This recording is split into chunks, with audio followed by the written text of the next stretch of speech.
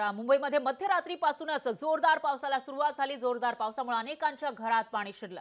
मध्यरात्री सर्वसामान्य झोपेत असताना अनेकांच्या घरामध्ये पाणी शिरलं आणि त्यावेळेला त्यांची काय अवस्था झाली असेल याचा अंदाज तुम्ही लावू शकता। तुम्ही झोपेत आहात, निश्चिंतपणे आपल्या घरामध्ये ज्या ठिकाणी घर एक असं ठिकाण ज्या ठिकाणी आपण सगळ्यात सुरक्षित आपल्याला अनुभव येतो आणि त्या ठिकाणी आपण निश्चिंतपणे झोप घेत असतो। मात्र त्याच वेळेला ज्यावेळेला लोकांचा डोळा लागलेला असेल त्यानंतर त्यांच्या घरामध्ये अशा पद्धतीने पाणी साचलेलं आहे आणि त्यानंतरची तारांबळ या लोकांची उडाली आहे त्याचा अंदाज आपण या ठिकाणी बांधू शकतो। कारण घरात प्रत्येक गोष्ट असते, त्याच्यामध्ये आपण महागातल्या महाग गोष्टी सुद्धा घेत असतो। पैसे पै जमा करून ज्या गोष्टी लागत असतात, अन्नधान्य असतं किंवा लहान मुलांसाठी ज्या काही गोष्टी असतात त्या आपण खरेदी करत असतो। मात्र अशा पद्धतीने घरात जर पाणी शिरलं आणि त्या सगळ्यांचं नुकसान झालं तर ते कसं भरून निघणार असा सवाल आता या ठिकाणी उपस्थित होतोय। दरम्यान मध्यरात्री सर्वसामान्य झोपेत असतानाच अनेकांच्या घरामध्ये पाणी शिरले आणि त्यांच्या संसार उपयोगी साहित्याचं नुकसान झाल्याचं या ठिकाणी पाहायला मिळालं।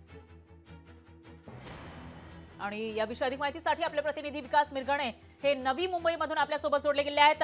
विकास, काय सांगाल? नवी मुंबई एक प्लॅन्ड सिटी म्हणून ओळखली जाते, त्या ठिकाणी सगळी व्यवस्था केलेली आहे असंही म्हटलं जातं। मात्र याच परिसरामध्ये असलेली काही घरं आहेत ज्या ठिकाणी पाणी साचलंय। काय अपडेट्स आहेत, सध्या काय स्थिती आहे? नवी मुंबई म्हटल्यानंतर प्लॅन सिटी म्हटल्यानंतर पण मात्र तळोजा असेल या पनवेलच्या भागामध्ये मोठ्या प्रमाणात पाणी साचलं। कालपासून जोरदार मुसळधार पाऊस पडल्यामुळे हा फटका जो आहे तो सर्वसामान्य नागरिक प्रवासी मोठ्या प्रमाणात बसलेले दिसून येते। पनवेल पासून जी वाशीपर्यंत ट्रेन जाते, कारण काल मुसळधार पाऊस पडला, आज सकाळपासून आणि रात्रीपासून मुसळधार पाऊस पडला असल्यामुळे पूर्णपणे जनजीवन विस्कळीत झालेलं आहे। जी मुंबईची लाईफलाईन म्हणून ट्रेनकडे पाहिलं जातं, तिकडे मानखुर्द असेल, अंधेरी असेल, याकडे मोठ्या प्रमाणात पाऊस पडला असल्यामुळे पूर्णपणे पनवेल ते वाशी यापर्यंतच ट्रेन सध्या सुरू आहे। त्यामुळे प्रवाशांना मोठ्या प्रमाणात त्रास होताना दिसून येत आहे। अन्य प्रवाशांना मात्र जे बस आणि इतरचा वापर करावा लागतोय।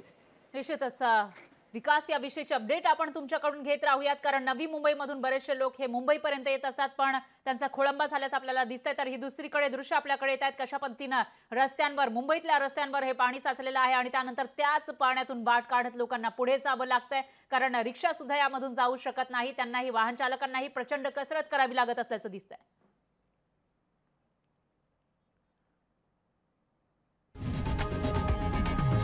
लोकशाही मराठी ऐका, पहा, जागरूक रहा।